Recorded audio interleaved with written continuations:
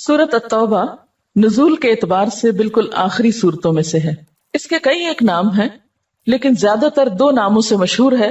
एक तो अत-तौबा, क्योंकि इसमें बाज मोमिनों की तौबा के कबूल होने का जिक्र है, और दूसरा नाम अल-बराअ है, बरात, जैसे शब बरात लिखते हैं आप, इसलिए कि इसमें मुशरिकीन से बरात का आम ऐलान है। ये कुरान पाक की वाहिद सूरत है जिसके आगाज में बिस्मिल्लाहिर्रहमानिर्रहीम दर्ज नहीं है। इसकी भी कई एक वजूहात मुख्तलिफ तफासिर में मिलती हैं, लेकिन सादा सी बात तो ये है कि इससे पहले हुजूर सल्लल्लाहु अलैहि वसल्लम ने बिस्मिल्लाह नहीं लिखवाई थी। ये सिंपल रीजन है। हजरत उस्मान रज़ी अल्लाह ताला अन्हु से सवाल किया गया तो आपने फरमाया कि बिस्मिल्लाह इसलिए नहीं लिखी कि आ हजरत सल्लल्लाहु अलैहि वसल्लम से मैंने नहीं सुनी। लेकिन बाज मुफस्सिरीन ने आपके ना लिखवाने की वजूहात भी तलाश करने की कोशिश की और मुख्तलिफ ख्यालात का इजहार किया।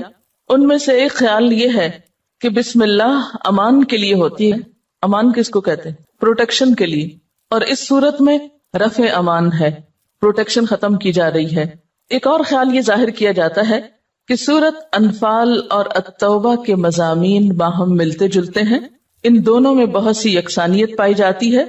गोया सूरत अनफाल अगर मुकद्दमा है, तमहीद है, तो अत-तौबा उसका ततिम्मा या बकिया है। सूरत अत-तौबा 7 बड़ी सूरतों में से 7वीं है, जिनको सबआ तिवाल कहा जाता है। सबआ 7 का लफ्ज़ और तिवाल तूल से बीच में अलिफ, यानी 7 लंबी सूरतें, और दूसरे ग्रुप की आखिरी सूरत है। सूरत अनफाल में मुसलमानों को जिहाद के लिए तैयार रहने का हुक्म दिया गया, और इस सूरत में अमली तौर पर उसका हुक्म दिया गया, उसका ऐलान किया गया। बराअतुम मिनल्लाहि व रसूलिही, बराअत है अल्लाह की तरफ से और उसके रसूल की तरफ से। इलल्लज़ीना आहदतुम, उन लोगों की तरफ जिनसे तुमने मुआहिदे किए। मिनल मुशरिकीना, मुशरिकीन में से। नबी अकरम सल्लल्लाहु अलैहि वसल्लम ने यहूद के अलावा दीगर मुशरिकीन कबाइल से भी वक्तन फवक्तन मुआहिदे किए। उनमें से एक मुआहिदा सुलह हुदैबिया के नाम से भी मशहूर है। लेकिन यहाँ ऐलान बरात किया जा रहा है। और ऐलान बरात का मतलब क्या है? बरात का मतलब होता है किसी जिम्मेदारी से दस्तबरदारी और बरी जिम्मा होना, तर्क मुआलात यानी ताल्लुकात का खत्म करना, और रफ़े अमान है।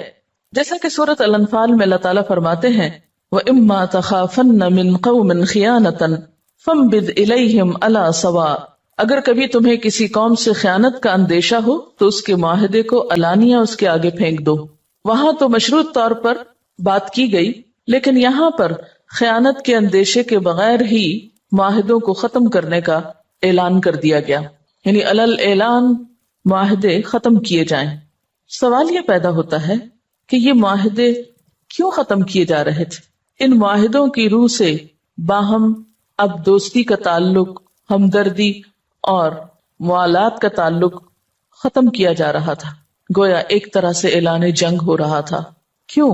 वजह क्या? इस्लाम इसी चीज का हुक्म देता है, यही सिखाता है कि आप लोगों के लिए मुसीबत बन जाएं और उनसे ताल्लुकात खत्म कर लें, मुआलात खत्म कर लें।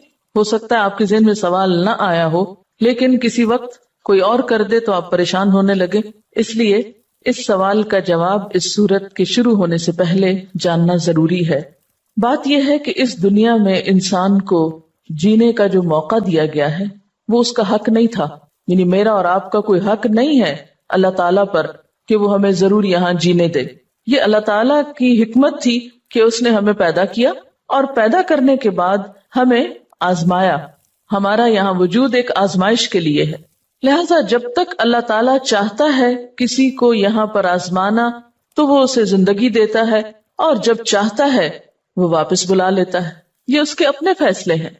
यानी उसके इल्म के मुताबिक जब किसी के इम्तिहान की मुद्दत खत्म हो जाती है तो उसकी वापसी का वक्त आ जाता है। ये तो होता है अफराद के साथ, इंडिविजुअल्स के साथ। लेकिन जिन कौमों के अंदर किसी पैगंबर को भेजा जाता है उनके साथ एक दूसरी तरह का मामला किया जाता है।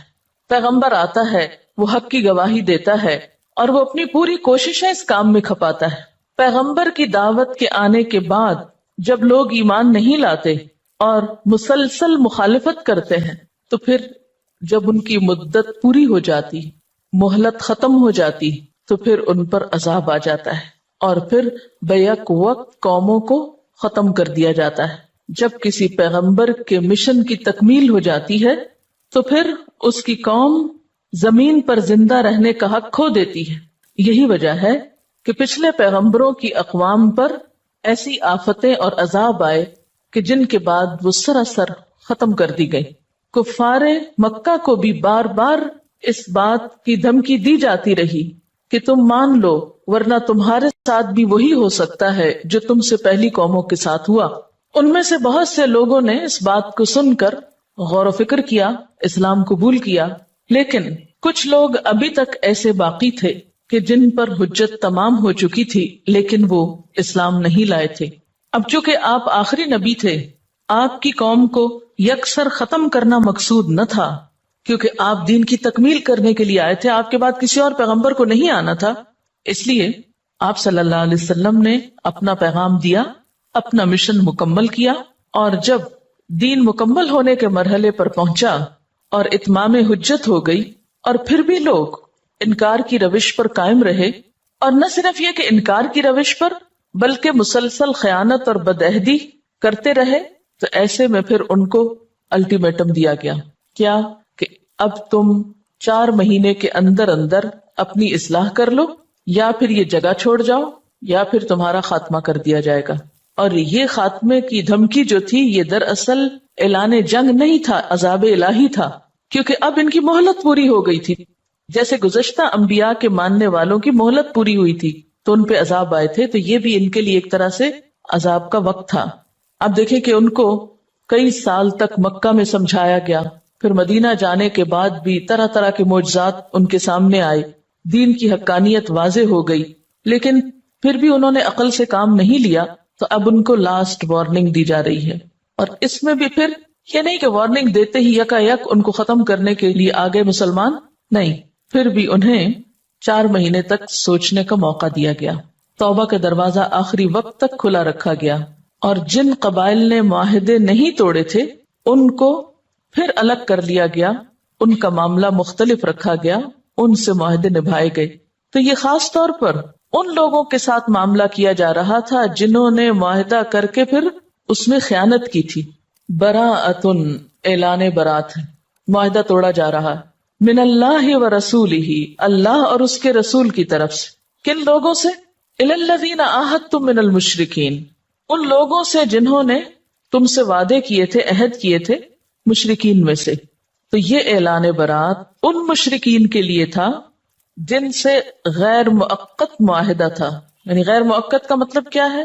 کسی وقت کی لمٹ کے ساتھ نہیں تھا، ان لمیٹڈ تھا، یا پھر 4 ماہ سے کم کا تھا، یا جن سے 4 ماہ سے زیادہ ایک خاص مدت تک تھا لیکن ان کی طرف سے عہد کی پاسداری کا اہتمام نہ تھا۔ ان سب کو 4 ماہ مکہ میں رہنے کی اجازت دی گئی۔ اب چونکہ مکہ فتح ہو چکا تھا تو کسی بھی ملک کے فتح ہونے کے بعد پھر حکم اور قانون کس کا ہوتا ہے؟ فاتح قوم کا۔ اور تھوڑا سا اگر آپ اور پیچھے چلیں تو بات مزید واضح ہوگی۔ اللہ سبحانہ وتعالیٰ نے حضرت ابراہیم علیہ السلام کو مکہ میں کیوں بھیجا تھا؟ توحید کے پیغام کو عام کرنے کے لیے پوری دنیا تک۔ اور جب انہوں نے آ کر اس گھر کو بنایا اور اس وادن غیر ذی زرع، ایک بے آب و گیاہ ویران وادی کو بسایا، تو کیا کہا تھا انہوں نے؟